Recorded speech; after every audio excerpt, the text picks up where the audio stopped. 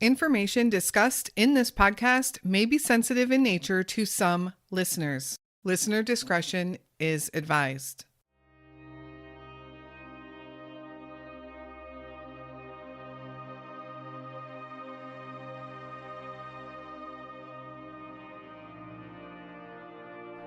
Portia Lakendra Nesbitt began dating Chadwick Washington as soon as he was released from prison in 2019. Chadwick had a history of domestic violence, battery, stalking, and theft, so needless to say, not everyone in Portia's inner circle was happy with her choice. In 2020, she was living with Chadwick in Waynesboro, Georgia. Because she stayed pretty isolated from family and friends at this point, it's hard to say what was truly going on in Portia's life. She was so isolated, in fact, that in the summer of 2021, her family started realizing that no one had seen or heard from Portia in quite some time. Efforts to track Portia down were unsuccessful. That July, her family called authorities to report her missing. It was then they backtracked and did some research, only to discover that no one had heard from her in over a year. Portia's story isn't an isolated one. Looking through missing person reports across the US and Canada, there are hundreds, maybe thousands, just like hers. Someone without a large inner circle to notice when they go missing. Then, when it is noticed, months or even years have gone by, leaving everyone to wonder, where should they even begin to look? Portia Nesbitt was a 35-year-old woman in 2020. It is believed that something bad may have happened to her, but the truth is we just don't know. Where is Portia Lakendra Nesbitt?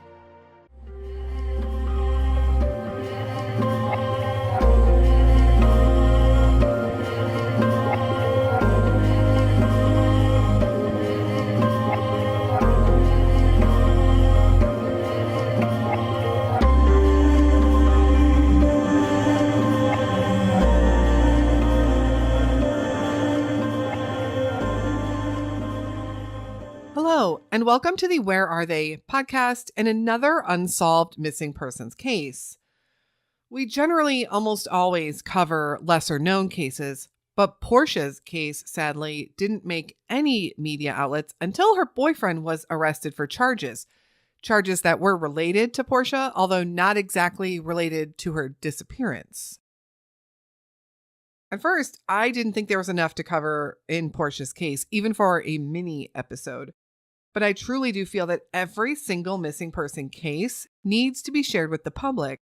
Portia deserves to be found whether we know a lot about her or not. She deserves to be brought home, and if something bad did indeed happen to her, she deserves justice as well. If you are here listening to Portia's story, thank you so much for your support as a subscriber or as a Patreon member. It's your support that helps us share more cases and stories such as Portia's.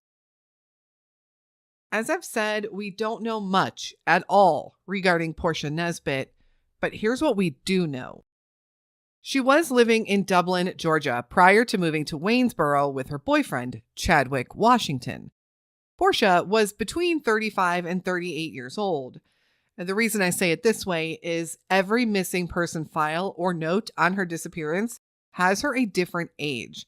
Sometimes 35 when she was last seen, which would be 2020, but some of those records dated 2021 have her as 38.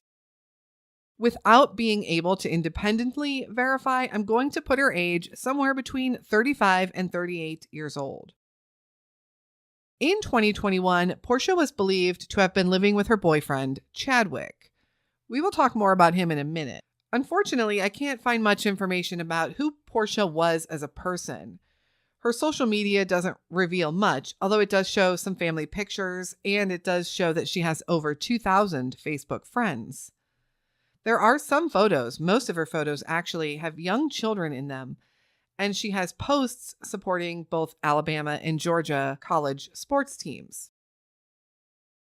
Despite all of this, Portia seemed to have limited contact with family and friends by 2020. I also can't share a reason for this. We do know that she was in a relationship that was quite troubled, and we do know that that relationship started sometime in 2019. In the summer of 2021, Portia's family began to compare notes with each other about Portia, and they quickly learned that no one had seen or heard from her since the summer before, back in July of 2020. They decided at that time they needed to call authorities and report her as missing. The first step was to track down Chadwick. This is someone who should have known her whereabouts, or at least could probably point them in the right direction.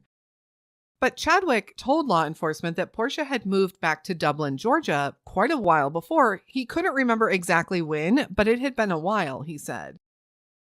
Detectives took it a step further and they looked into Portia's finances. She was on disability and she was getting monthly disability checks.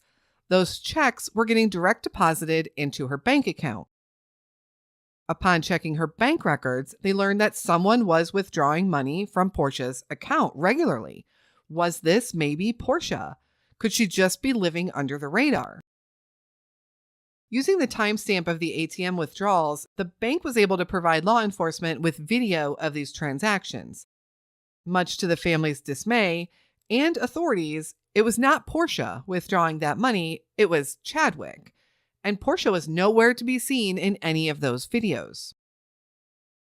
Chadwick would go on to be charged with financial fraud for using Portia's card and withdrawing her money. Of course, this led everyone to wonder, where was Portia? In all this time, she hadn't been spending her own money. Chadwick had. If Portia was out there somewhere, how was she living if not using her own money? This caused grave concern among everyone who knew Portia and those investigating her case. Detectives were able to obtain a search warrant for Chadwick's home and car. They did state that they found possible biological matter in his car, which they did send out to the lab for testing. They have not given any more details as to what that was exactly or what they believed that it might be, and they have never followed up publicly regarding those results. Sadly, there were no clues to lead detectives to Portia's whereabouts. No one had seen or heard from her in over a year. She wasn't using her bank accounts or her social security number. It seemed that she simply fell off the face of the earth and vanished into thin air. Her name would hit the media, however, as stories of Chadwick Washington began to break. I do want to summarize this man's criminal history for you, and I want to give a shout out to the Web Sleuths user Nancy Drew for compiling this. All of these dates and charges are public record and are verified. He or she just did a wonderful job of listing it out and summarizing it. Here is that quick rundown of Chadwick Washington's criminal charges. February 27th, 2003. 2 charges of family violence and battery and 1 count of aggravated stalking. January 28th, 2004, 1 count of simple battery. June 15th, 2005, battery, family violence, and criminal trespassing. January 22nd, 2010, possession of marijuana, which caused his probation to be revoked. December 1st, 2010, battery. December 12th, 2010, battery and simple assault. March 24th, 2011, 3 charges of aggravated assault, aggravated stalking, false imprisonment, aggravated battery, and 2 probation violations.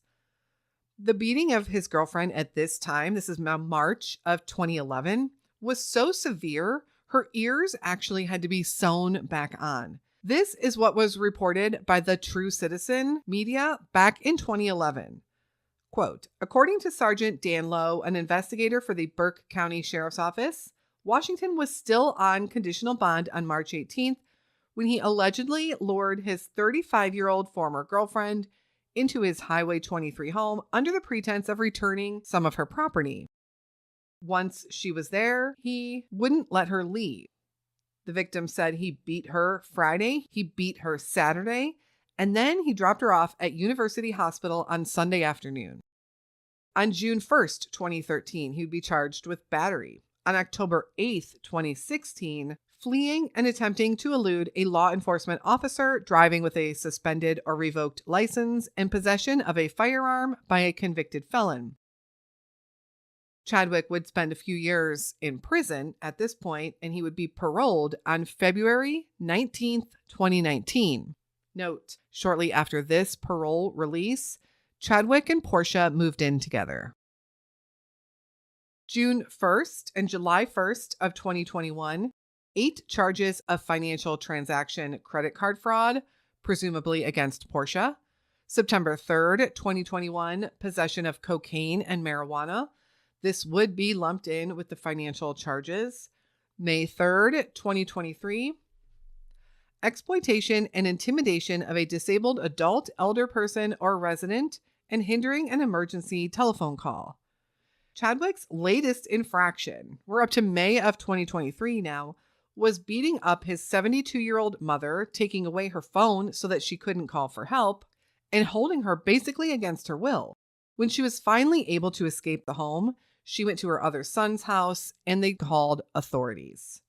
She would tell law enforcement that Chadwick was dangerous. He was bipolar and schizophrenic, and he was also using drugs. Understandably, everyone believes Chadwick did something to Portia. But the truth is, we don't know anything for sure. And where is she? Waynesboro, Georgia is located in the northeast part of the state. It's a small town with a population of just over 5,000 residents. There are a lot of outlying areas in that part of Georgia and into South Carolina as well that are very rural, very wooded, very swampy. Waynesboro Pond seems to be the most significant water source within Waynesboro itself, but it also looks to be surrounded by residential neighborhoods and small businesses. It would be about a 2-hour drive to the Atlantic coast, both in Georgia and South Carolina, from Waynesboro. There are also several state parks within that 2-hour drive time frame. Since Portia, however, went missing so many months before anyone knew, she could be almost anywhere. If Chadwick is responsible, he had months and months to take her somewhere. Will we ever know where Portia is and what happened to her? Again, if Chadwick is responsible, we may only know if he speaks up or if Portia is found, and detectives can use the evidence to determine those answers. Or maybe if Chadwick confided into someone and that person comes forward.